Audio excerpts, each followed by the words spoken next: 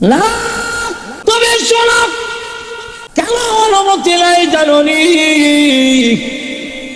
তুমি এখনো দুনিয়ায়, তোমার মরণ হয়নি। তবে শোনো, আজকের ইফতার নাকি এই বালাখানায় তোমার আর আমার এই বিছানায় হবে।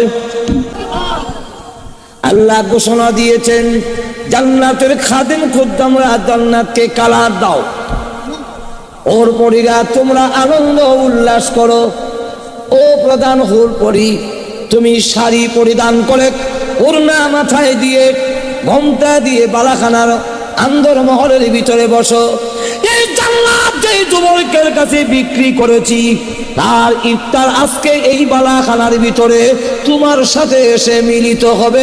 তাই আল্লাহ হুকুম দিয়েছেন আমি অপেক্ষা করার জন্য। আজকে ইফতারের আগে আগেই তুমি এই জায়গায় পৌঁছে যাবে। আল্লাহর নবী বলেন, আল্লাহর পাওনা হলো দুইটা।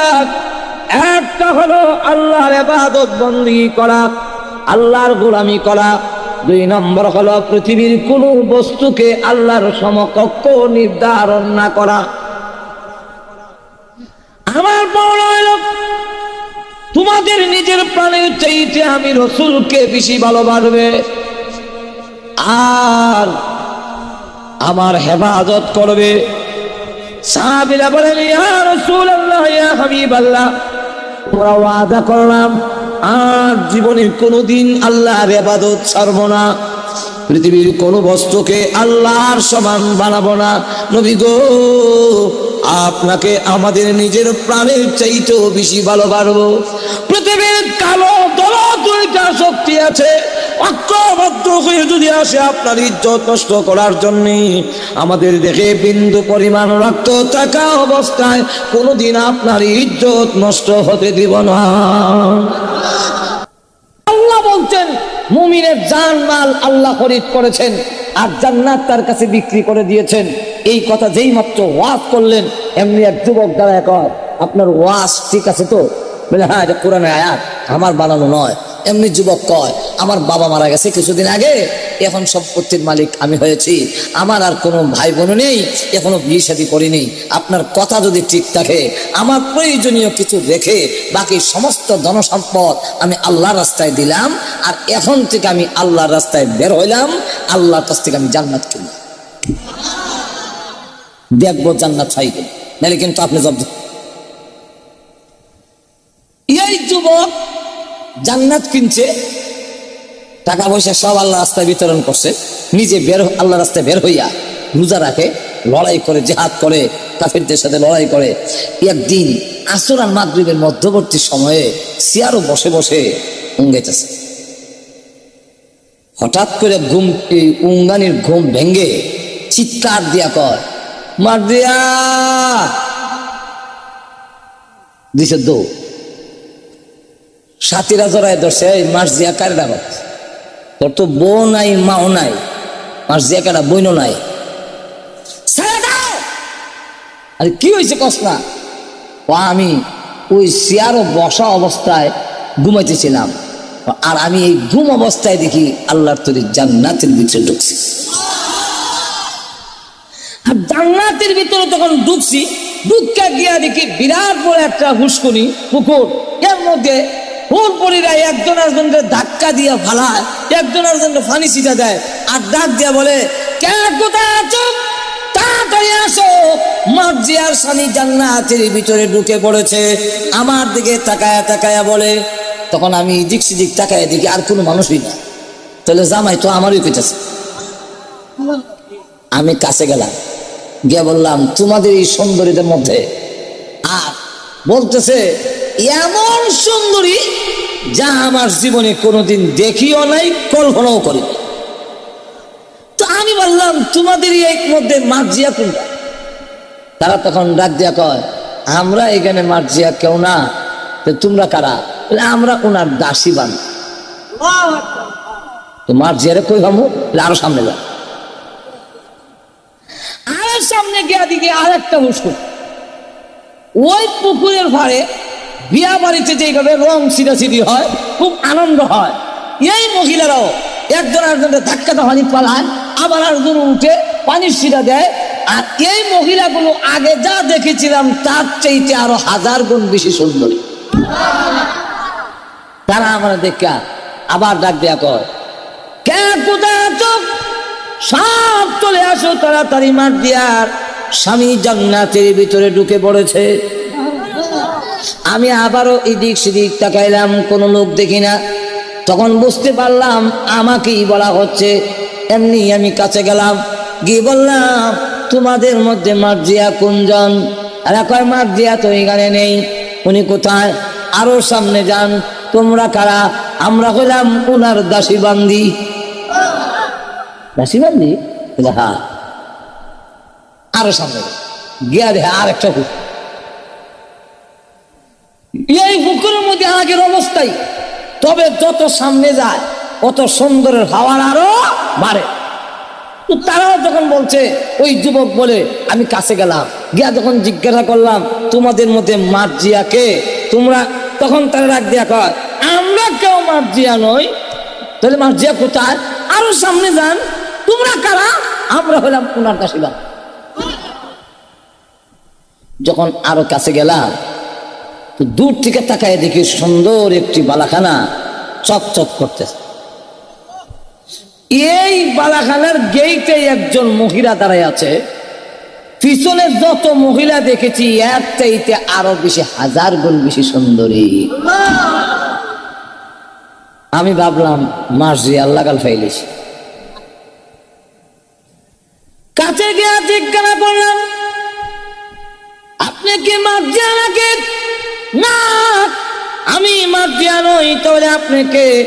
আমি কইলাম মার্জিয়ার এই বালাখানার প্রহরী পাহারাদার।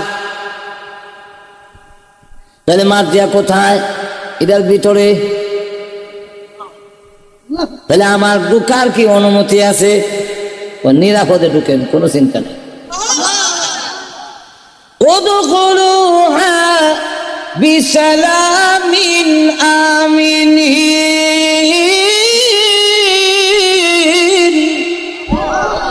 নিরাপদে শান্তিতে এর ভিতরে প্রবেশ করুন, কোনো গেট ধরাধরি নাই, কোনো পয়সা না হবে।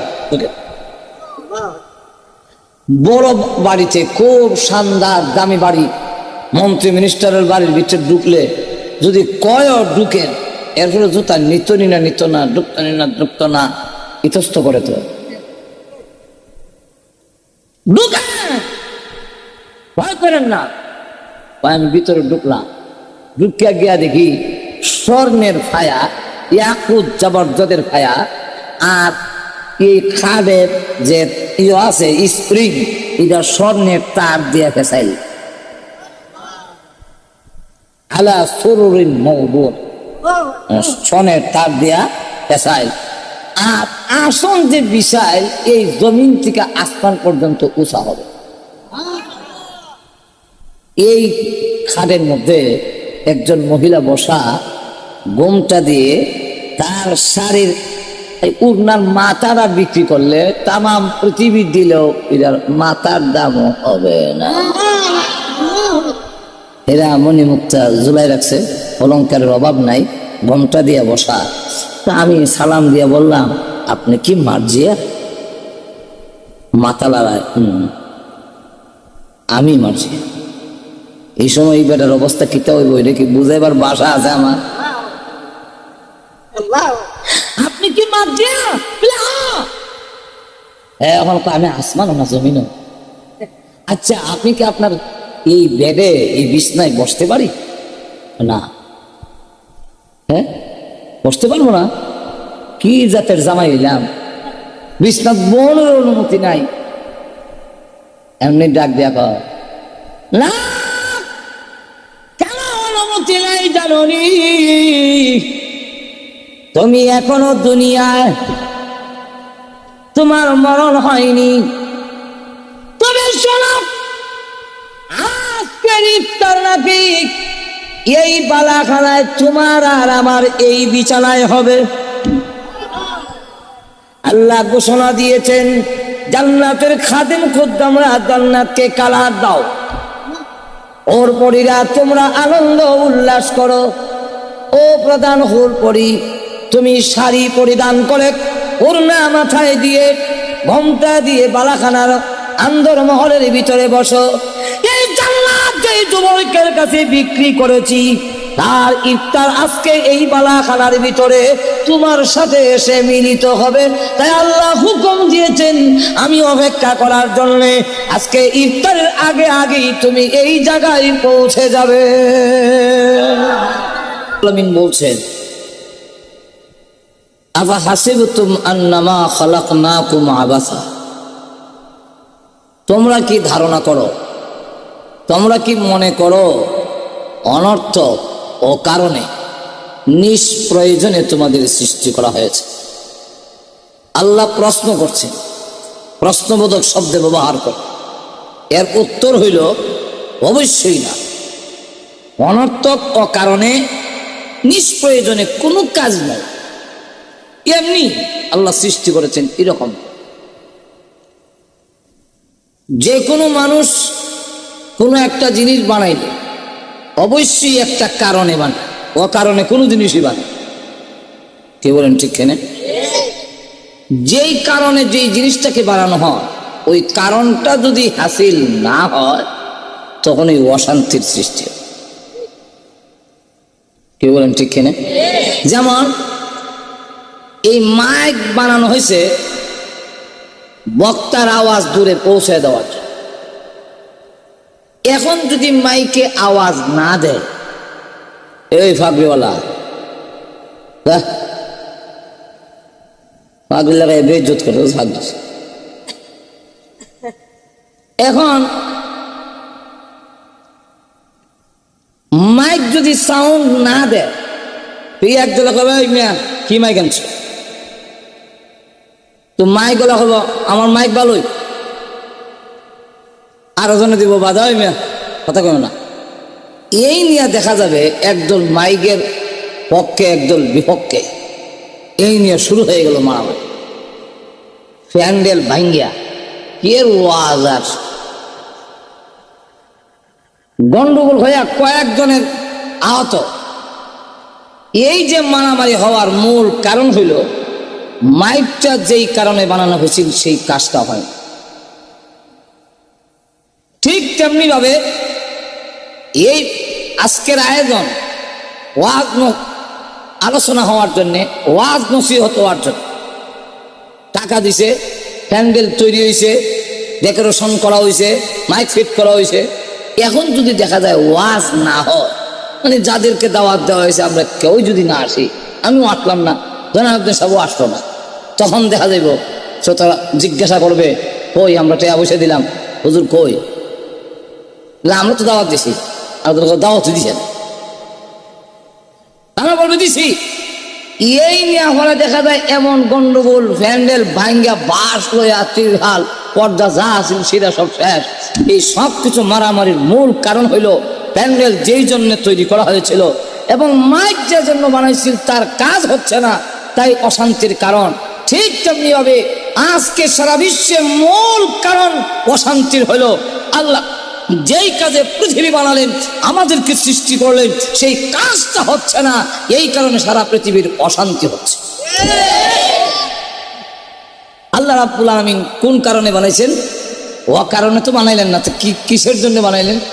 আল্লাহ আরেক আয়াতে সুস্পষ্ট করে বলে দিয়েছে, ওয়ামা খালাকতুল জিন্না ওয়াল ইনসা ইল্লা লিয়াবুদুন।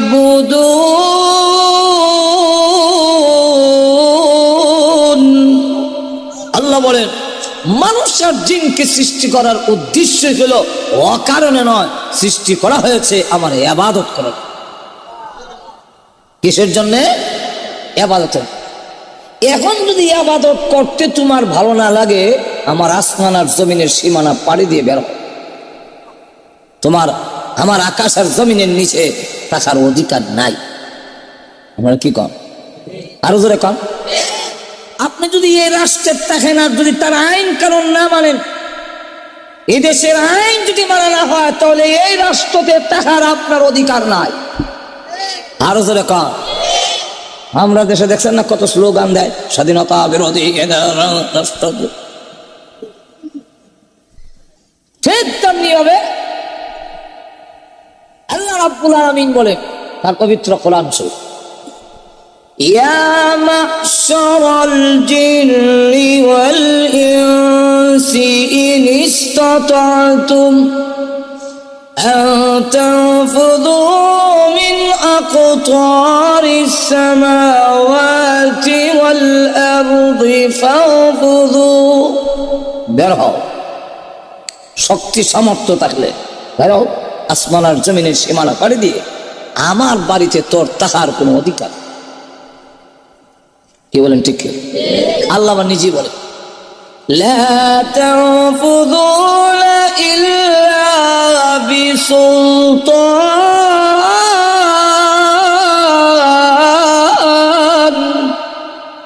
না বের হতে পারবেন।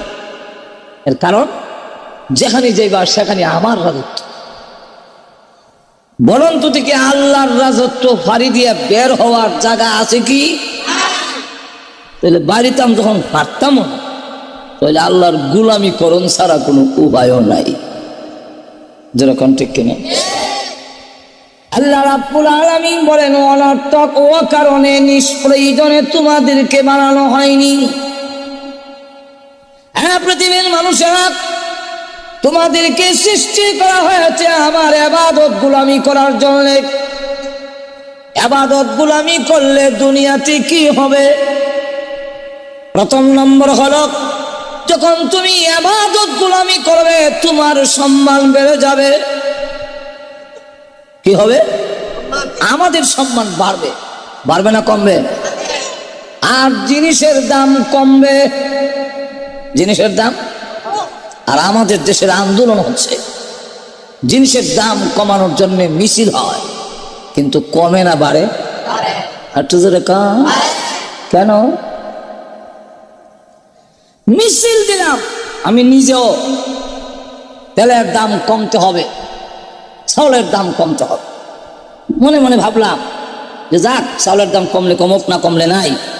এর কারণ আমরা তো মানুষের গরুই খাই, চাউলের দাম না কমলেও কোনো অসুবিধা নেই। কিন্তু তেলের দাম কমলে আমার জন্য কিছু ভালো, কারণ আমার গাড়ি তো আর কেউ বাইক নিয়ে খাওয়ায় না। এটার যদি তেলের দাম কমে তাহলে আমার জানটা বাঁচবে। ও আল্লাহ, মিছিল দিয়ে ক্ষমতার থেকে নামানো হইল। এখন দেখা যায় তারা আবার ক্ষমতায় গিয়ে আরো 10 টাকা বাড়াইছে। তো জিজ্ঞাসা করলাম যে আপনারা মিছিল দেওয়ালেন তেলের দাম কমাতে হবে, জিনিসের দাম কমাতে হবে, নাহলে গদি ছেড়ে দিতে হবে। মিছিল দিলাম, এখন যে তেলের দাম বাড়লো, আমারে বুঝা সরকারে গেলে দেশ চালাইতে হলে তেলের দাম বাড়াইতে হবে। তাইলে আগে যে মিছিল দিলাম, ওই বিরোধী দলে থাকলে মিছিল দিতাম। আজ পর্যন্ত কেউ জিনিসের দাম কমায়নি, কেমন পর্যন্ত কমবেও না যতক্ষণ পর্যন্ত মানুষের দাম না বাড়বে, জিনিসের দাম কমবে। এটা আমার কথা না, আল্লাহ বলছেন হাদিসে কুদসি। আল্লাহ বলে, যখন মানুষের দাম বেড়ে যাবে তখন জিনিসের দাম কমবে। আর মানুষের দাম যখন কমবে, পেঁয়াজ রসুন মরিচের দাম বাড়তে থাকবে। এখন বাস্তবতা হইল মানুষের দাম কম, যথাযথায় মানুষ জবে করে ফেলে দেয়। জিনিসের দাম বাড়ে, মানুষের দাম কমে। তাহলে মানুষের দাম বাড়বে কিভাবে? মানুষ যখন আল্লাহর গোলাম হয়ে যাবে, তামাম পৃথিবীর মাখলুক গুলো তখন মানুষের গোলাম হয়ে যাবে। যেরকম ঠিক কিনা? যার বাস্তব প্রমাণ খলিফাতুল মুসলিমিন ওমর একটি মাঠ দেখে চোখের পানি ছেড়ে দিয়ে কাঁদছেন। লোকেরা জিজ্ঞাসা করে, কান্দেন কেন? ও কান্দি এই মাঠটা দেখে আমার পিছনের কথা মনে হয়ে গেল। আমি কি ছিলাম আর কি হইলাম। আমি আসলাম এই মাঠের একজন রাখা, ছাগল রাখতাম, উট রাখতাম। আর আমাদের দেশে একটা প্রবাদ আছে, লম্বা হইলে বুদ্ধি কম হয়। আমি লম্বা তো আমি বাড়িতে গেলে আব্বা আমার চর দিত, মারতো। একটা উঠ রাখালির যোগ্যতা তো নাই, বিয়া করাইলে বউ ভালো বেটো। কেন তোর মাথায় উঠে লেদারি বরণ আসলো কিবা? লেদ আছে নাই বলায়? আব্বা প্রচন্ড গরমের সময় আমি রৌদ্র লাগে তো, এই কারণে উটের পিছনে বসা থাকি। আর উট প্রথমে লেদা, এরপরে সেনা, আমার মাথা তুই সারে তার শরীর ঘুরে যায়। আব্বা চট দিয়া এতটুক বুদ্ধিও নাই, উটের পিছনে বসলে যে লেদা ফেলা দিব। আজকে এই মাঠ দেখে আমি কান্দি। আমি ছিলাম এই মাঠের রাখাল, ওর বেড়াগুলো আমার কথা মানত না। আর আমি এখন উটের রাখাল নই, ছাগল আর ভেড়ার রাখাল নই, আমি এখন শুধু উমর নই, আমি এখন আমিরুল মুমিনিন, খলিফাতুল মুসলিমিন। আমার আঙ্গুলের ইশারায় অর্ধেক পৃথিবী পরিচালিত হয় এবং আমি এখন এত সম্মানিত হয়েছি।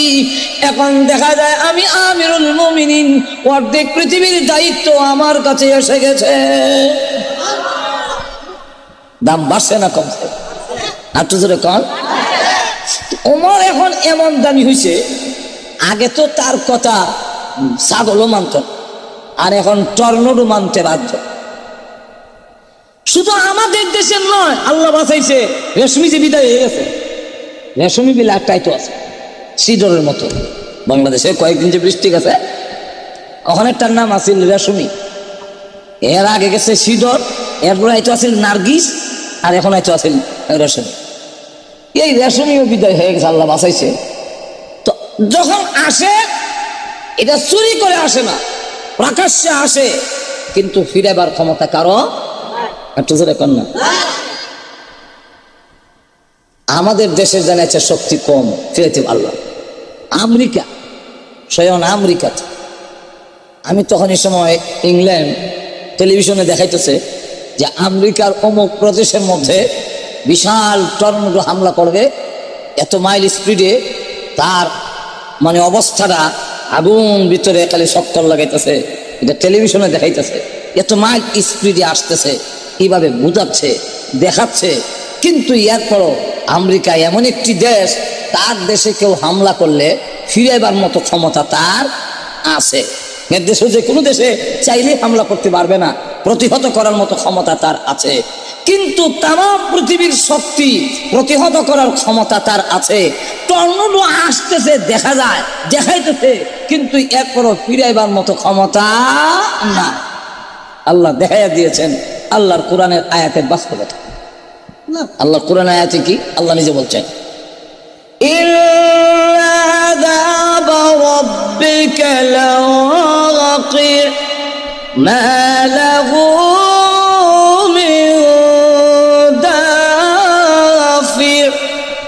রাসূল আপনার রবের পক্ষ থেকে যখন আযাব পতিত হবে, আযাবায়া করব, মা লাহু মিন দাফ, তাকে প্রতিহত করার মতো ক্ষমতা কারো আর তো জোরে কন।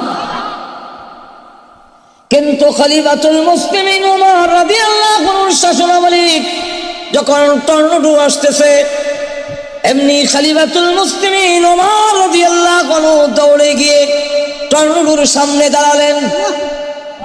আর তো জোরে কন না। টর্নেডোর সামনে দাঁড়ায় বললেন, থেমে যাও। আর তো আস্তে কর, থেমে যাও। এমনি টর্নেডো থেমে গেছে। উনি সামনের দিকে অগ্রসর হয়, আর দেয় ইশারা দেয়, পিছনে যাও।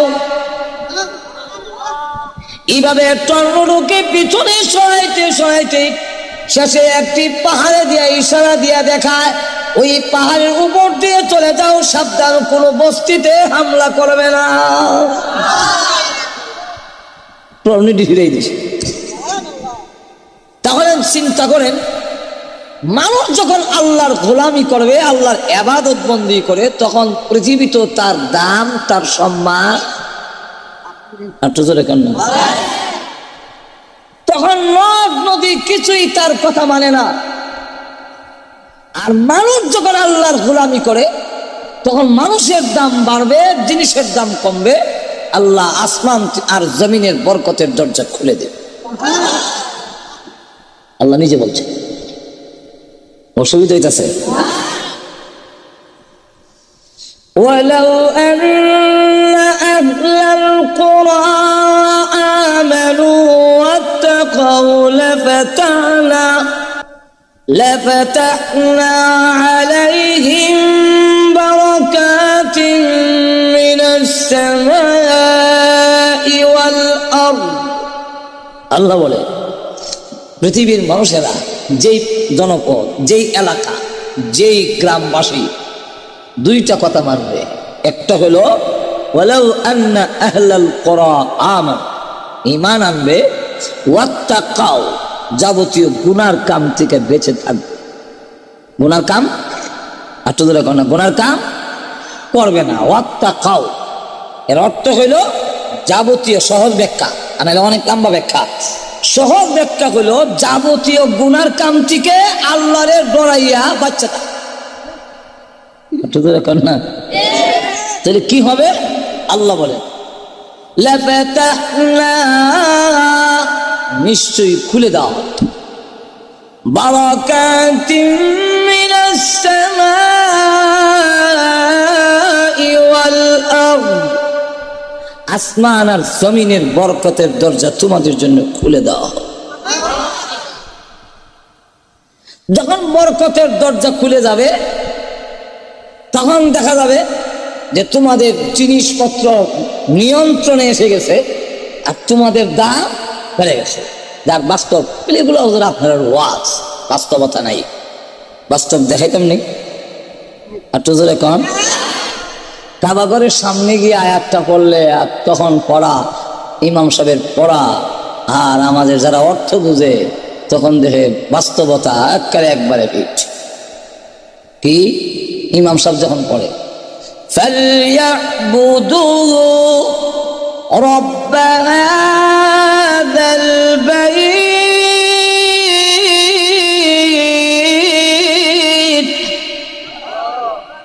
فَلْيَعْبُدُوا, ইবাদত করো, কার? রব্ব হাযাল বাইত, এই ঘরের ইসমে ইশারা কাফের লাগা, হাযাল বাইত, এই ঘরের মালিক। এখানে রব অর্থ মালিক, রব অর্থ এখানে প্রতিপালক না, রব বিভিন্ন অর্থে ব্যবহার হয়। এখানে রব্ব হাযাল বাইত, এই রবের, এই ঘরের যে মালিক, মালিকের ইবাদত করে। কাবা ঘরের মালিক কারা? আরো জোরে কি হবে বললে? আল্লাহ নিজে বলে সব খালি সব পেলে কত মানুষ আটকে রাখবে। কিছু বাস্তবতা দেখতে চায়, যেরকম ঠিক কিনে আরো জোরে কম। অনেক সময় বিশ্বাস করে না আমাদের কথা। বলবো এক ঘটনা, এটা মনে করে আরেকটা যখন ইয়াদ হয়ে গেছে, এটা কয়েলে না অসুবিধা হইতেছে আপনাদের। সুলাইমান নামে একজন আল্লাহর ওলি ছিলেন। উনি বলেন, আমি এবং বিশ্ববিখ্যাত ওলি মালিক ইবনে দিনার রাহমাতুল্লাহি আলাইহি, আমরা দুজন ইরাকের বসরা এলাকায় গেলাম। সেখানে গিয়ে দেখি সুন্দর একটি বালাখানা তৈরি হচ্ছে, মেস্তররা কাজ করতেছে, নির্মাণ যারা তারা কাজ করতেছে। কাছে গিয়ে দেখি এই বিল্ডিং এর মালিক যিনি কাজ করেছেন, মালিক ইবনে দিনার রাহমাতুল্লাহ আলাইহি বলেন, এই যুবক এমন সুন্দর, যার ফলে অটোমেটিক জবান দিয়ে যে তারে দেখে আল্লাহ বরত্ব, আল্লাহর মহত্ব, পবিত্রতা জবান থেকে অটোমেটিক বের হয়ে যায় আর কয় সুবহানাল্লাহ। আল্লাহ এত সুন্দর করে তারে বানাইছে। মালিক ইবনে দিনার রাহমাতুল্লাহ আলাইহি সুলাইমান রাহমাতুল্লাহ আলাইহিকে বললে, এমন একটি সুন্দর ছেলে, যুবক আমার জিন্দেগিতে আমি কোনোদিন দেখি নাই, আর এই সুন্দর ছেলেটা জাহান্নামে যাবে, তাকে জান্নাতে পৌঁছানো দরকার। তো কিভাবে পৌঁছাবেন? ওই ছেলের কাছে গিয়ে বলতেছে যে আপনার এই ঘরে আরো কত টাকা খরচ করার নিয়ত করেছেন। এর আগে পরিচয় দিল, সুলাইমান রাহমাতুল্লাহ আলাইহি পরিচয় করে দিলেন যে ওনাকে আপনি চিনছেন? বলে না। বলে ওনার নাম মালিক ইবনে দিনার রাহমাতুল্লাহ আলাইহি। নামটা অন্য, অনেক সময় দেখা গেছে এমনি আমরা চিনে না, কিন্তু নাম পেয়ে ফেললে ও আছে না। পরিচয় হওয়ার পরে এখন তিনি উঠে দাঁড়াইলেন, মালিক ইবনে দিনার? বলে হ্যাঁ। আমার দরবারে কেন এসেছেন? বলে আসছি তোমাকে একটা কথা বলার জন্যে। তুমি যে 1 লক্ষ দেরহাম আরো খরচ করবে, তখন সময় 1 লক্ষ দেরহাম এখন মনে করেন কয়েক কোটি টাকা। এই 1 লক্ষ দেরহাম আমাকে দিয়ে দাও, আমি তোমাকে ওয়াদা দিলাম এর চাইতে সুন্দর বালাখানা তোমাকে দেব, এবং যেই বালাখানা হবে স্বর্ণের তৈরি, তার কংক্রিট হবে মতি, আস্তর হবে মেশকো জাফরান, তার ভিতরে হাজার হাজার খাদেম থাকবে, শত শত হুর পরি থাকবে, এবং সেখানে তার যে খাট পালং থাকবে, কুর্সি থাকবে, আসন চেয়ার থাকবে, সেগুলা তার খায়াগুলো ইয়াকুত জবরদস্ত পাথরের তৈরি হবে, এবং সমস্ত এর ভিতরে সুগারানে মেশকো আম্বরের গ্রানে মুখরিত হয়ে থাকবে। এমন একটি বাড়ির ওয়াদা তোমাকে দিব, 1 লক্ষ দেরহাম যদি আমাকে দিয়ে দাও। এই যুবক কয় ঠিক আছে, তাহলে আমাকে আজকের রাতটা বুঝতে দেন। ঠিক আছে, বুঝা জানে, সকালে জানান। মালিক ইবনে দিনার রাহমাতুল্লাহ আলাইহি এই ছেলের চিন্তা সারা রাত ঘুমাইছে, আল্লাহর দরবারে কাঁদছে, দোয়া করছে, আল্লাহ এত সুন্দর একটি ছেলে এইভাবে দুনিয়া দিকে ধাবিত হয়ে আখিরাত বলে নামাজ পূজা নাই, কিচ্ছুই নাই, জাহান্নামে চলে যাবে, আল্লাহ তুমি তারে জান্নাত দিয়ে দাও। এইভাবে দোয়া করতে লাগলেন। ফজর নামাজ পড়িয়া গেলেন, হাঁটতে হাঁটতে গিয়া দেখে সে গেটের সামনে বোয়া। জিজ্ঞাসা করতেছেন, কালকে যে বলছিলে আজকে সকালে আসার জন্য, তুমি বলবে মনে আছে তো? খুব মনে আছে। তাহলে দেবে? টাকা 1 লক্ষ দেরহাম গাঠটি বাইন্দা অপেক্ষায় আছে, তবে আমাকে কাগজে লিখিত দিত, যদি না ভাই। সুবহানাল্লাহ বলেন না, লিখিত দাও না। উনি বলেন কাগজ দাও। বিসমিল্লাহির রহমানির রহিম। এই যুবকের কাছ থেকে 1 লক্ষ দেরহাম নিয়ে গেলাম এই শর্তে, জান্নাতে তাকে বালাখানা দেওয়া হবে, এবং সেখানে হুর পরি থাকবে, লক্ষ লক্ষ খাদেম থাকবে। এই চুক্তির উপরে আমি 1 লক্ষ দেরহাম নিয়ে গেলাম, কইয়া লেখিয়া সই করিয়া কাগজ দিয়েছি। এখন এই 1 লক্ষ দেরহাম এনে মালিক ইবনে দিনার সমস্ত দেশে হেঁটে হেঁটে খোঁজ খবর নিয়া সমস্ত গরিব অসহায় ইয়েতিম মিসকিন যারা আছে সবকে বন্টন করা শুরু করলেন। সন্ধ্যার আগে আগে একবারে সম্পূর্ণ খরচ হইয়া ওনার পকেটে 1 দেরহাম রইল না। উনি শুধু একাই রাত্রিটা যাপন করলেন, 1 দেরহামও পকেটে রাখলেন, সব দিয়ে দিয়ে কইলে, আল্লাহ তুমি কইছো জান মাল দিলে মুমিনের জান আর মাল জান্নাতের বিনিময় তুমি কিনছো। একটু ধরে কন্যা, কিসের বিনিময়? জান্নাতের বিনিময়। মুমিনের জান মাল আল্লাহ খরিদ করে নিয়েছে। সাহাবাই কেরাম যখন রাসূলের হাত ধরে ইসলাম ধর্ম গ্রহণ করে, তখন প্রথমে একটি ঘাটির কাছে বায়াত গ্রহণ করে। এটা প্রথম 12 জন নারী পুরুষ, পরবর্তীতে 72 জন নারী পুরুষ হাত ধরে ইসলাম গ্রহণ করবে। আব্দুল্লাহ ইবনে রাওয়াহা নামক একজন সাহাবী দাঁড়িয়ে কয়, ইয়া রাসূলুল্লাহ, আপনার হাত ধরে আমরা ওয়াদা করব, এর আগে জানতে চাই আল্লাহর কি পাওনা, রাসূলের কি পাওনা। আল্লাহর নবী বলেন, আল্লাহর পাওনা হলো দুইটা। একটা হলো আল্লাহর ইবাদত বندگی করা, আল্লাহর গোলামি করা। দুই নম্বর হলো পৃথিবীর কোনো বস্তুকে আল্লাহর সমকক্ষ নির্ধারণ না করা। আমার পাওনা হলো তোমাদের নিজের প্রাণের চাইতে আমি রাসূলকে বেশি ভালোবাসবে, আর আমার হেফাজত করবে। সাহাবীরা বলেন, ইয়া রাসূলুল্লাহ, ইয়া হাবিবাল্লাহ, আমরা ওয়াদা করলাম আর জীবনে কোনোদিন আল্লাহর ইবাদত ছাড়বো না, পৃথিবীর কোন বস্তুকে আল্লাহর সমান বানাবো না। নবী গো, আপনাকে আমাদের নিজের প্রাণের চাইতেও বেশি ভালোবাসবো।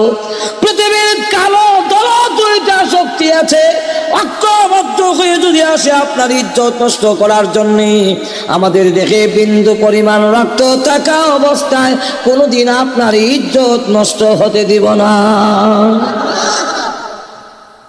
তবে জান্নাত যদি না ভাই, আপনি যদি পরে বলেন আমি তো বলছিলাম, কিন্তু আল্লাহ যদি জান্নাত না দেয় আমি তো মুখে থেকে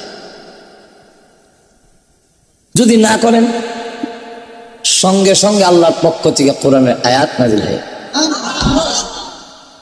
কি আয়াত? আল্লাহ বলে, ইন্নাল্লাহা আশতারা মিনাল মুমিনিনা আনফুসাহুম ওয়া আমওয়ালাহুম বিআন্না লাহুমুল জান্নাহ। হে রাসূল, মুমিনদেরকে জানায়া দিন, মুমিনের জান মাল আমি বেহেশতের বিনিময়ে কিনলাম। আল্লাহ মুমিনের জান মাল খরিদ করেছেন, আর এর বিনিময় আল্লাহ জান্নাত মুমিনকে দিয়ে দিয়েছে। এই আয়াত নাযিল হইল, এই আয়াতটা পড়ে আরেক ওলি শুনাইতেছেন, বয়ান দিতেছে শেখ আব্দুল ওয়াহেদ রাহমাতুল্লাহ আলাইহি নামে একজন আল্লাহর ওলি। তিনি ভাষণ দিতেছেন যে আল্লাহ বলছেন মুমিনের জান মাল আল্লাহ খরিদ করেছেন আর জান্নাত তার কাছে বিক্রি করে দিয়েছেন। এই কথা যেই মাত্র ওয়াজ করলেন, এমনি এক যুবক দাঁড়ায় কয়, আপনার ওয়াজ ঠিক আছে তো? বলে, হ্যাঁ, এটা কোরআনের আয়াত, আমার বানানো নয়। এমনি যুবক কয়, আমার বাবা মারা গেছে কিছুদিন আগে, এখন সম্পত্তির মালিক আমি হয়েছি, আমার আর কোনো ভাই বোন নেই, এখনো বিয়ে শাদী করিনি। আপনার কথা যদি ঠিক থাকে, আমার প্রয়োজনীয় কিছু রেখে বাকি সমস্ত ধনসম্পদ আমি আল্লাহর রাস্তায় দিলাম, আর এখন থেকে আমি আল্লাহর রাস্তায় বের হইলাম, আল্লাহর কাছ থেকে আমি জান্নাত কিনি, দেখবো জান্নাত চাইবেন, নাহলে কিন্তু আপনি জব। এই যুবক জান্নাত কিনছে, টাকা পয়সা সব আল্লাহ রাস্তায় বিতরণ করছে, নিজে আল্লাহ রাস্তায় বের হইয়া রোজা রাখে, লড়াই করে, জিহাদ করে, কাফিরদের সাথে লড়াই করে। একদিন আসর আর মাগরিবের মধ্যবর্তী সময়ে চেয়ারও বসে বসে উঙ্গাইতেছে। হঠাৎ করে উঙ্গানির ঘুম ভেঙ্গে চিৎকার দিয়া কয়, মার দিয়া দিছে দৌড়। সাথীরা জড়ায় ধরছে, এই মার্জিয়া কার ডাক, তোর তো বউ নাই মাও নাই, মার্জিয়া কারা বইনও নাই, আরে কি হয়েছে কস না? আমি ওই চেয়ারও বসা অবস্থায় ঘুমাইতেছিলাম, আর আমি এই ঘুম অবস্থায় দেখি আল্লাহর তৈরি জান্নাতের ভিতরে ঢুকছি। আর জান্নাতের ভিতরে তখন ঢুকছি, ঢুকা গিয়া দেখি বিরাট বড় একটা হুস্কুনি পুকুর, এর মধ্যে হুরপুরিরা একজন আরেকজনকে ধাক্কা দিয়ে ফালায়, একজন আরেকজনকে ফানি ছিটা দেয়, আর ডাক দিয়া বলে, কে কোথায় আছো, তাড়াতাড়ি আসো, মার্জিয়ার স্বামী জান্নাতের ভিতরে ঢুকে পড়েছে। আমার দিকে তাকায়া তাকায়া বলে, তখন আমি দিক সিদিক তাকায় দেখি আর কোনো মানুষই না, তাহলে জামাই তো আমারই কইতেছে। আমি কাছে গেলাম, গিয়ে বললাম, তোমাদের এই সুন্দরীদের মধ্যে, আর বলতেছে এমন সুন্দরী যা আমার জীবনে কোনোদিন দেখিও নাই, কল্পনাও করি। তো আমি বললাম, তোমাদের এই মধ্যে মার্জিয়া কোনটা? তারা তখন ডাক দিয়া কয়, আমরা এখানে মার্জিয়া কেউ না, তোমরা কারা? আমরা ওনার দাসী বান। তো মার্জিয়ারে কই হামু, আরো সামনে যা, আরো সামনে গিয়া দিকে আর একটা পুকুর। ওই পুকুরের ভাড়ে বিয়া বাড়িতে যেভাবে রং ছিটাছিটি হয়, খুব আনন্দ হয়। এই মহিলারাও একজন আরেকজনের ধাক্কা পানি পালায়, আবার আরেকজন উঠে পানির ছিটা দেয়। আর এই মহিলাগুলো আগে যা দেখেছিলাম তার চাইতে আরো 1000 গুণ বেশি সুন্দরী। তারা আমরা দেখা আবার ডাক দেয়া কয়, কে কোথায় আছো, সব চলে আসো তাড়াতাড়ি, মার্জিয়ার স্বামী জান্নাতের ভিতরে ঢুকে পড়েছে। আমি আবারও এদিক সেদিক তাকাইলাম, কোনো লোক দেখি না। তখন বুঝতে পারলাম আমাকেই বলা হচ্ছে।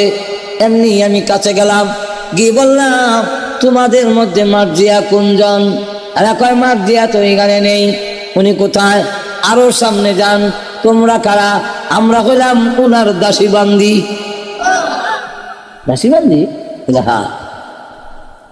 আরো সামনে গিয়া দেখে আর একটা পুকুর।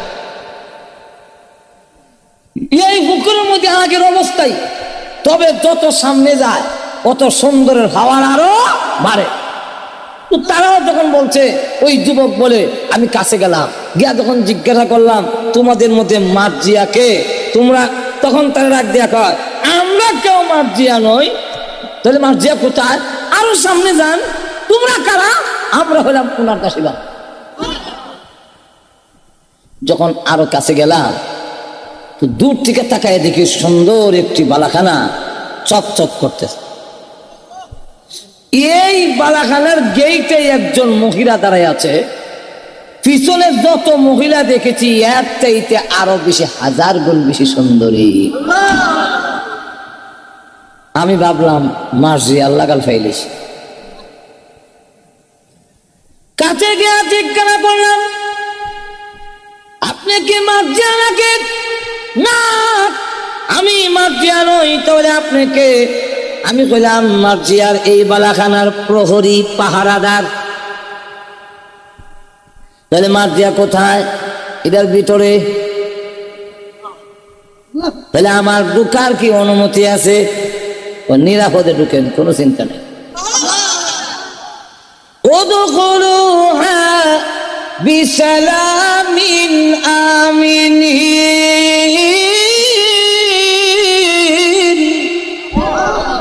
নিরাপদে শান্তিতে এর ভিতরে প্রবেশ করুন, কোনো গেট ধরাধরি নাই, কোনো পয়সা না হবে। বড় বাড়িতে, খুব শানদার দামি বাড়ি, মন্ত্রী মিনিস্টারের বাড়ির ভিতরে ঢুকলে যদি কয় ঢুকেন, এরপরে জুতা নিত না, নিত না, ঢুকতো না, ইতস্ত করে তো ঢুকেন, ভয় করেন না। আমি ভিতরে ঢুকলাম, ঢুকিয়া গিয়া দেখি স্বর্ণের ছায়া, ইয়াকুত জবরদস্তের ছায়া, আর এই খাদের যে আছে স্প্রিং, এটা স্বর্ণের তার দিয়ে ফেসাইল। আলা সুরুরিন মওদুন, স্বর্ণের তার দিয়া ফেসাইল। আর আসন যে বিশাল, এই জমিন থেকে আসমান পর্যন্ত উঁচা হবে। এই খাদের মধ্যে একজন মহিলা বসা, গোমটা দিয়ে তার শাড়ির উড়নার মাথাটা বিক্রি করলে তামাম পৃথিবী দিলেও এটার মাথার দামও হবে না। এরা মণিমুক্তা ঝুলাই রাখছে, অলঙ্কারের অভাব নাই, গোমটা দিয়ে বসা। তা আমি সালাম দিয়ে বললাম, আপনি কি মার্জিয়া? মাথা লড়ায়, আমি মার্জিয়া। এই সময় এই বেটার অবস্থা কিতা হইব, এটা কি বুঝাইবার ভাষা আছে আমার? আপনি কি মার্জিয়া? হ্যাঁ, এখন আমি আসমান না জমিন। আচ্ছা, আপনি কি আপনার এই বেডে, এই বিছনায় বসতে পারি? না। হ্যাঁ, বসতে পারবো না?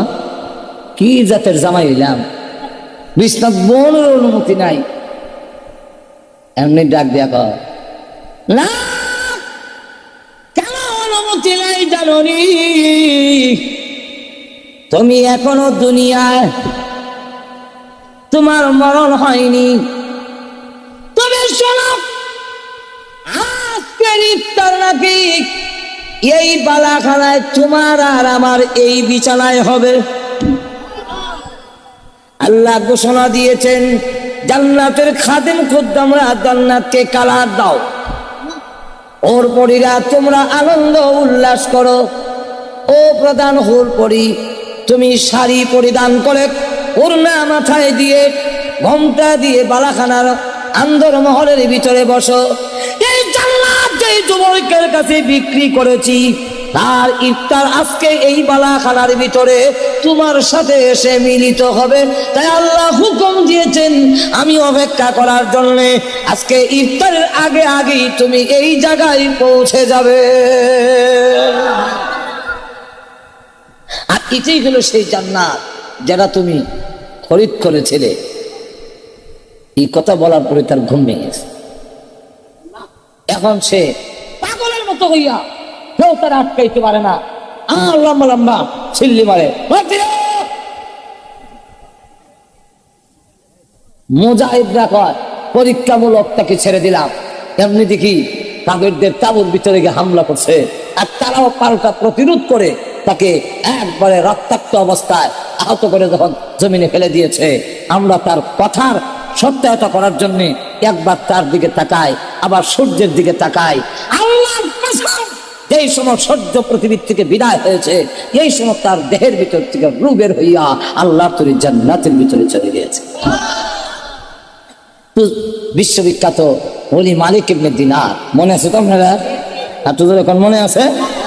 সেই মালিক ইবনে দিনার কাগজ দিয়া, কারণ হয়তো বিশ্বাস করেন, দেন লিখিত দেন, তাই না ভাই ঠিক নাই। তবে আপনি যে বলছেন এর থেকে উত্তম হইতে হবে, সেখানে খাদেম খুদ্দাম থাকবে, হুরপুরি থাকবে, ইটগুলো স্বর্ণের হবে, কংক্রিট গুলো মুচি হবে, আর আস্তরটা মেশকট জাফরান হবে। লেখকে দেন, লেখকে দিয়া যে 1 লক্ষ টাকা 1 লক্ষ দেড়হাম আনলো, আন্না বিতরণ করিয়া তিনি রাত্রি যাপন করলেন। 1 দেড়হামও ওনার নিজের জন্য নয়, গরিব মিসকিন অসহায় মানুষের জন্য এনে দিলেন। এই অসহায় মিসকিন গরিবকে দিলে কাকে দেওয়া হইল? আপনি ধরে কান আল্লাহকে। যাই হোক, এইভাবে 40 দিন পুরা হতে না হতে 40 দিনের আগেই মালিক ইবনে দিনার রহমতুল্লাহ আলাইহি ফজর নামাজ পড়ে সকলেই মসজিদ থেকে বের হয়ে আসছেন। তো আল্লাহওয়ালারা তো সবার শেষে বের হয়, আর আমরা তো সকলের আগে শাসটলের সিট দখল করার লেগে। শাসটল বইলে ঠেললে উঠানো যায় না, আর মসজিদে গেলে দেরি করানো যায় না আরেকজনের গাঢ় ভাড়া দিয়া। ঠিক নেই, এটা আসলে মুমিনের আলামত না। আল মুমিনু ফিল মসজিদে কাসসামাকে ফিল মায়ে, মাছ যেভাবে পানির নিচে শান্তি পায়, মুমিন মসজিদে গেলে এইভাবে শান্তি পায়। আল মুনাফিকু ফিল মসজিদে কাত-তায়রি ফিল কাফাস, মুনাফিক মসজিদে গেলে এইভাবে ছটফট করে যেইভাবে ফিঞ্জিরার ভিতরে পাখি ছটফট করে। যেরকম ঠিক কিনা? আমরা এখন কোন দিকে গেছি চিন্তা করে, যা বেশি লম্বা করণের সুযোগও নাই আর সময় নাই। এখন লক্ষ্য করে দেখেন, এই অবস্থায় মালিক ইবনে দিনার রাহমাতুল্লাহ আলাইহি নামাজ পড়ে বের হবেন, এমন সময় দেখে যেই সিঁড়িটা যুবককে দিয়েছিল এই সিঁড়িটা মেহরাবের কাছে রাখ। এই সিঁড়িটা করতে গেল, এটা না আমি এক যুবককে লেখা দিলাম, হুবহু আমার হাতের লেখা, এবং যা লেখছিলাম তা তাই সিঁড়িটা এটা কি তার এখান থেকে কেউ আইনে আমার মসজিদও ফালাই গেল, তাই সিঁড়িটা লয়ে রওনা হয়েছে ওই লেখা কাগজটা যুবকের বাড়ির দেওয়ার জন্য। যুবকের বাড়ির গেটের কাছে গিয়া দেখে কালো পতাকা উত্তোলন করা। আর ওই যুগে কেউ মারা গেলে সুখ পালন করার উদ্দেশ্যে কালা পতাকা উড়াই রাখতো, যেমন হনো আমরা দেশে কালা পতাকা শোক দিবস, জাতীয় বড় নেতা মারা গেলে। তো ঘরের কাছে গিয়া দেখে কালো পতাকা দেওয়া, আর ঘরের ভিতরে মানুষের কান্নার আওয়াজ আসছে। জিজ্ঞাসা করলো কি ব্যাপার? মিলে গত করলো এই ঘরের যে যুবক ছিল সে মারা গেছে। চিন্তা করুন, যুবক মারা গেছে, কাগজ কই গেছে? এখন ঠিক নেই। উনি বলেন ঠিক আছে, যুবক মারা গেছে, গোসল দেওয়া হয়েছে, দাফন করা হয়েছে? বলে হ্যাঁ, গোসল দেওয়া হয়েছে, দাফন করা হয়েছে। আচ্ছা, তো গোসল দিল কে? মুখে গোসল দিছে। ওনাকে ডেকে আনলো, আন্না বললো আপনি কি গোসল দেওয়া হয়েছেন? বলে হ্যাঁ। তো বলেন তো দেখি ওনার কিছু হালত। তো হুজুর কি হালত বলবো, ওনার ইন্তেকালের আগে আমাকে খবর দিয়ে আনছে। আইনা আমাকে বলল যে আমার অবস্থা বেশি ভালো না, আমি চলে যাব মনে হয়, তো আমাকে গোসল দিবেন, কাপড় পরাবেন। অনেক লোক আছে না গোসল দেবেন, ওগুলো নির্দিষ্ট তোদের এখন না আসেনি না? না, অনেক মহল্লার মধ্যে অনেক লোক থাকে যে ওনাই গোসল দেওয়ায়, অথবা মসজিদের ইমাম সাহেব বা মুয়াজ্জিন সাহেব।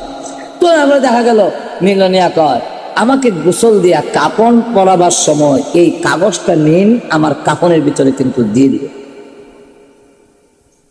কারণ আমি মালিক ইবনে দিনারের কাছ থেকে জান্নাত কিনছি, তার মাধ্যমে আল্লাহর কাছ থেকে জান্নাত কিনছি, এটা আমি আল্লাহকে দেখাবো। আর দুজোর এখন না সুবহানাল্লাহ। ওই যুবককে গোসল দিয়া কাপড় পরাবার সময় কাপড়ের ভিতরে কাগজটা দিয়া ভালো করে মাথায় বুকে পায়ে বান্ধিয়া কবরে রেখে এসেছি। এমনি তিনি বলেন কাগজটা বের করে দেখায় এই কাগজটার মতো দিসলানি। এমনি লোকটা ডাক দিয়া কয় যে গোসল দেওয়া হয়েছে, কাগের হাতে নিয়ে কয় আল্লাহর কসম করে বলি এই কাগজটাই আমি তার কাপড়ের ভিতরে দিয়ে কবরে দাফন করা হয়েছে। এখন দেখে কাগজটার আরেক সাইডে দা লেখা, হে মালিক ইবনে দিনার, তুমি তাকে যা ওয়াদা দিয়েছিলে তার চাইতে আরো 10 গুণ বাড়াইয়া ওই যুবককে জান্নাতের বালাখানা দেওয়া হয়ে গেছে। জান্নাতের বালাখানা দেওয়া হয়ে গেছে। তো আমরা যদি ওয়াদ বিশ্বাস করি, আমাদের যদি বিশ্বাস হয় আলিমুল আমার কথা, তাহলে আল্লাহ বলছেন যে তোমরা আমার গোলামি করো, ফালিয়াবুদু রাব্বা হাযাল বাইত। মনে আছে না আপনারা? আরো জোরে কোন কি হবে? আল্লাহ নিজে বলছেন আল্লাযী আত'আমাহুম মিন জু' ওয়া আমানাহুম মিন খাউফ। আল্লাহ বলেন দুইটা জিনিস তোমরা পাবে। এরকম কয়টা? কি কি? 1 নম্বর হলো তোমাদের অভাব দূর করে দেওয়া হবে। কিটা দূর হবে? আর জোরে কোন? ধনী বানায় দেওয়া হবে, এই কথা বলা হয়। এর কারণ হইল যত ধনী হয় তার অভাব বাড়ে না কমে? আর তো জোরে কোন কেমনে বাড়ে? না না মানে না মানা হইতে বলে কথা। অভাব বাড়ে কেমনে? সেটা কেন অভাব বাড়ে? কেমনে বাড়ে? আমার দেশে বিদেশে বড় লোকের সাথে আমার তো দেখা সাক্ষাৎ বেশি হয়, মানে কি কম? যত বড় লোকের সাথে বসি কাছে গেলে কয় হলো বড় ব্যস্ততা, বড় পেরেশানি, বড় টেনশন, দেখা করতে পারলাম না। কারণ ওইদিকে একটা ফ্যাক্টরি হাত দিছি, 1.5 কোটির দরকার, 1 কোটি আছে 50 লাখ টাকার অভাব। আরেকটা কাজ হাত দিছি, এখানে আরো 50 লাখ লাগে, তো এখানে আরো 50 লাখের অভাব, বড় ব্যস্ততা, টাকারি যে কই থেকে আইব। তার এই অভাব অনটনের কথা শুনলে আমার মনে হয় যে আমার পকেটে যে দিয়ে আছে এটিও তারে দিয়েই বলে। খালি অভাব শুনবেন আর ওই 1 কোটি 50 লাখ 20 লাখ 10 লাখ 30 লাখ, যেরকম ঠিক কিনা? আর অভাব নাই, যা প্রয়োজন তা দেওয়া হবে, মেল ফ্যাক্টরির মালিক বানানো হবে না, কিন্তু তোমার অভাব থাকবে না। আল্লাহর পক্ষ থেকে তোমার অভাব দূর করে দেওয়া হবে। কি দূর করে দেওয়া হবে? অভাব। অভাব নাই, সব প্রয়োজন মতো পাওয়া যায়। গেল একটা। 2 নম্বর পুরস্কারটা হলো নিরাপত্তা, জননিরাপত্তা। এই সেই আইন করতে হবে না, আমি আল্লাহর পক্ষ থেকে তোমাদেরকে নিরাপত্তা দেওয়া হবে। কারণ আল্লাহ যদি নিরাপত্তা না দেয়, আর্মি র্যাব বিডিআর বন্দুক লইয়া সামনে খাড়া, কিন্তু যারে নিরাপত্তা দেওয়া হয়েছে এইবার দিচ্ছে নাই। কেন নাই? হয়ে গেল সিকিউরিটি গার্ড বন্দুক তাক করে খাড়া, কিন্তু হঠাৎ করে এইবার নাই। আর আল্লাহর পক্ষ থেকে যদি নিরাপত্তা দেওয়া হয়, একবারে মারার জন্য এসেও মারতে পারে না। তেমনি একটা ঘটনা, আরো জোরে কান। অসুবিধা হইতেছে না আপনাদের? অসুবিধা হলে আমার ভালো, অন্য হাই স্কুল মাঠে তফসির চলছে তো, এখানে আমার ভালো করে কুটতে দিচ্ছে, কথা বলছেন। এখানে শুরু করছি আপনার 7:30টার আগে, 7:30টার দিকেই, আর একবারে ফোনে 10টায়। তো এখন আপনাদের অসুবিধা হলে আমার খুব ডাবল সুবিধা। অসুবিধা হইতেছে? তবে অসুবিধা হবে, বেশি লম্বাও করা যাবে না, উপর থেকে তো রহমত পড়তেছে না। এখন লক্ষ্য করে দেখুন, খলিফাতুল মুসলিমিন ওমর, ওনার নাম শুনে সমস্ত ইহুদি খ্রিস্টানরা তরতর করে কাঁপে। তাকে মারার জন্যে, খালিদ বিন ওয়ালিদকে মারার জন্যে, স্বয়ং খালিদ বিন ওয়ালিদের বাবুর্চি যিনি, সে একটা ইহুদি, তাকে মুসলমানের বেশে টুপি দাড়ি লাগাইয়া নামাজ পড়ে, কুরআন পড়ে, সব কিছু পড়ে, তাকে ঢুকায় দেওয়া হয়েছে, বাবুর্চি নিযুক্ত করা হয়েছে। আর তাকে দায়িত্ব দেওয়া হয়েছে, খালিদ বিন ওয়ালিদের সামনে মোকাবেলা করার মতো কোনো লোক নাই, সুতরাং তাকে মেরে ফেলতে পারলে আমরা যুদ্ধের ময়দানে একটা আতঙ্ক থেকে রেহাই পেলাম। খালেদ তাহলে উপায় নাই, তারা মেরে ফেলে। তো একটু একটু বিষ দেয় খাওয়ানোর সাথে, একটু একটু। আর উনি খালি দিন দিন শুকায়, বুঝি না কি তাহলে শুকাই কেন, বাবুর্চির ডেকে বলে আর কতটুকু বাকি আছে?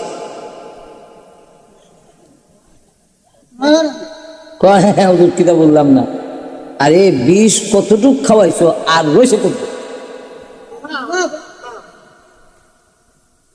তখন তো তারা বুঝে গেছে, যেটুকু রয়েছে সেইটুকু নিয়ে আসো।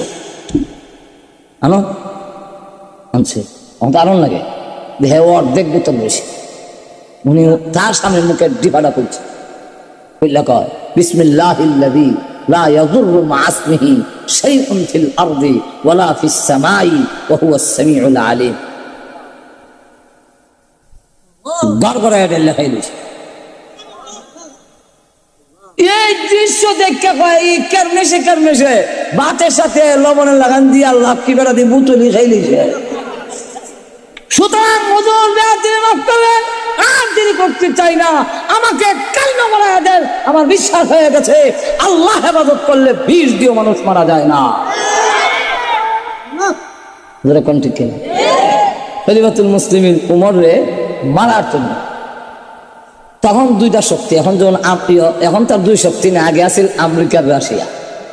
তালেবানে আফগানিস্তানের একটারে ভেঙে দিয়েছে, রাশিয়া এটা মার খাইয়া ফঙ্গু কমর আর দিয়ে যে বেহা হয়েছে, এটা আর শুরু হইতেছে। আর সেই দিন বেশি ধরে নয়, আমেরিকার আগেও ব্যাকা হবে। আর তো জোরে কর না, আরো জোরে কর। কই বিন লাদেন আমরা তো দেখা হয়েছে না, চিনিও না, জানিও না, আমরা তালেবানও না, আমরা দেখছিও না, হেরারে আফগানিস্তান গেছিও না। বিভিন্ন দেশ সফর করলেও আমি আফগানিস্তান পাকিস্তানের সাইডে দেখি, কথা বুঝছেন না? তাদেরকে দেখছিও না, কিন্তু মুসলমান হিসাবে মহাব্বত। আর তো জোরে কর না, এতে ফাঁসি হোক আর মরণ হোক, এক মুসলমান আর মুসলমানরে মহব্বত করলে, ভালোবাসলে, এটা যদি ফাঁসির কারণ হয়, আর এটা অসুবিধা। আর তো জোরে কর না। আল্লাহ রাসূল বলছেন, আল মুমিনুনা কারাজুলিন ওয়াহিদ, সারা বিশ্বের মুমিন মিলে একটি মানুষের মতো। আর হাদিসে বলছেন যে কাযযাসাদিন ওয়াহিদ, যেমন একটি বডির মতো, হাত পাও চোখ কান লইয়া যেমন একটি বডি, ঠিক তেমনি ভাবে সমস্ত অঙ্গ প্রত্যঙ্গ মিলাইয়া একটা বডি। সুতরাং সারা বিশ্বের মুসলমান এক বডির মতো। যেরকম ঠিক না? ইনিশতাকা আইনু হুস্তাকা কুল্লুহু ওয়া ইন ইশতাকা রাসু হুস্তাকা কুল্লুহু। আল্লাহর রাসূল বলেন চোখ যদি ব্যথা করে সমস্ত শরীর ব্যথিত হয়। যেমন মাথা বেদনা হইলে পাও যায়, পা ওই কথা কয় না, মাথার বেদনা করে আমি আটতাম লোক কয় নাকি? আপনি তো দেখো। যাই হোক, তো তারা কইছিল আমরা তো কই ধরো না বিন লাদেনকে ধরো না কেন, সারা বিশ্বে তোমরা সবকিছু করতে পারো, তো এই ব্যাটারে ধরো না কেন? তাহলে বোঝা গেল আসল ধরন উদ্দেশ্য না, একটা ইস্যু খারাপ হয়ে যায় মুসলমানদের সাইজ করণ হলো উদ্দেশ্য। ঠিক না? ঠিক না? যাই হোক, এখন দেখা গেল এই অবস্থায় তদানীন্তন সময়ে দুইটা মহাশক্তি, একটার নাম রোম আর একটার নাম পারস্য। এই দুই শক্তি কেন ভাইয়া কয় যে উমর যদি বেঁচে থাকে আমাদের সর্দারি চলতো, তো সামনে তো মোকাবেলা করতাম পারি না, কারণ বেদার আধ্যাত্মিক ক্ষমতার মোকাবেলা করার মতো কোনো পাওয়ার অস্ত্র আমরা নাই। না আধ্যাত্মিক ক্ষমতার মোকাবেলা করার মতো কোনো অস্ত্র আছে? মেশিন দিয়া দেখা যায় না ১,৫০০ মাইল দূর, মোবাইল ও নেটওয়ার্কে ডিস্টার্ব করে। আর খলিফাতুল মুসলিমিন মদিনার মসজিদে দাঁড়ায়া ১,৫০০ মাইল দূরে যুদ্ধ করে সারিয়া, তিনি এখান থেকে ডাক দিয়ে বলেন ইয়া সারিয়াতুল জাবাল। এখানে একটি শব্দ উজ্জ আছে, ইয়া সারিয়াতু আলজিমুল জাবালা। এ সারিয়া, পাহাড়কে আঁকড়ে ধরো, পাহাড় তোমার জন্য লাজেম, পাহাড় থেকে নেনব না। তখন লোকেরা কয় সারিয়া ১,৫০০ মাইল যুদ্ধ করে, আপনি এই মদিনার মসজিদে খুতবার মাঝখান দিয়ে কয়ে দিলেন ইয়া সারিয়াতুল জাবালা, এই সারিয়া পাহাড় তুমি আঁকড়ে ধরো, পাহাড় তোমার জন্য টাকাটা লাজিম। এটা শুনছে নাকি? উনি বলেন শুনলে শুনতে তো পারে, বাতাসে আমার কথাটা উড়ে তুলে তো পারে। তারা বলেন ঠিক আছে, পরীক্ষা করে নেব না আয়ুদ্ধ ঘটে। তো উনি আসার পরে জিজ্ঞাসা করে সারিয়া কোনো ঘটনা ঘটছে? যুদ্ধের ময়দান একটি ঘটছে, পাহাড়ের থেকে আমি ভাবলাম যে মনে হয় বেশি সুবিধা হইতো না, নিচে নেমে যাই। খালি নিচে নামবার লাগে ২-১ কদম সামনের দিকে আগাইছি, এমনি দিকে একটা আওয়াজ আমার কানে আসছে। আওয়াজটা কি? ইয়া সারিয়াতুল জাবাল, এই সারিয়া পাহাড়ই তোমার লক্ষ্যবস্তু, পাহাড় লাজিম, পাহাড় আঁকড়ে ধরো। তখন সাহাবীরা জিজ্ঞাসা করেন কেমন সামান্য আওয়াজ শোনা গেছে, মনে হয় বুঝতে অসুবিধা হয়েছে, অস্পষ্ট, মোবাইলও তো নেটওয়ার্কে ডিস্টার্ব করে, ও বুঝি না নেটও গেল যেরকম, ঠিক না? তখন ডাক দিয়া কয় ও সাহাবীরা, মদিনার মসজিদের প্রথম কাতার থেকে যেইভাবে শুনেছ, আমি ১,৫০০ মাইল দূর থেকে সমান আওয়াজে শুনেছি। একটুকু বেশ কম, একটু তো দেখেন না। আল্লাহ মিশরের নদী, নীল নদী, আমরা বিশ্বাস না করলে সফর করে, সমস্ত নদীর পানি কমে বাড়ে। নীল নদীর পানি চৈত্র মাসে ১ ইঞ্চি কমে না, আষাঢ় মাসেও বাড়ে, যেখানে আছে সেখানে থাকে সমান। এটা হইল উমরের চিঠি। আমর ইবনুল আসের মাধ্যমে নদীর কাছে চিঠি পাঠিয়ে দিলেন, বিসমিল্লাহির রহমানির রহিম, মিন জানিবে উমর ইবনুল খাত্তাব ইলা বাহরিন নীল। আল্লাহ, যাক আলোচনা অনেক লম্বা, সময় কম, আপনারও অসুবিধা হবে, আমারও অসুবিধা, আপনারও অসুবিধা, সে লম্বা করা যাবে না। তো এখন আসুন সামনের দিকে যাই। তো উমরকে মেরে ফেলতে হবে, এছাড়া কোনো উপায় নাই। তো কেমনি মারুন? ও ষড়যন্ত্রের মাধ্যমে মারতে হবে। যে উমরকে হত্যা করে দিবে, যেই ঘাতক, তাকে রোম এবং পারস্যের ২ দেশের কিছু অংশ মিলাইয়া ওই দেশের প্রেসিডেন্ট তাকে বানানো হবে। কি বানানো হবে? প্রেসিডেন্ট। ইদার লুবে মেরে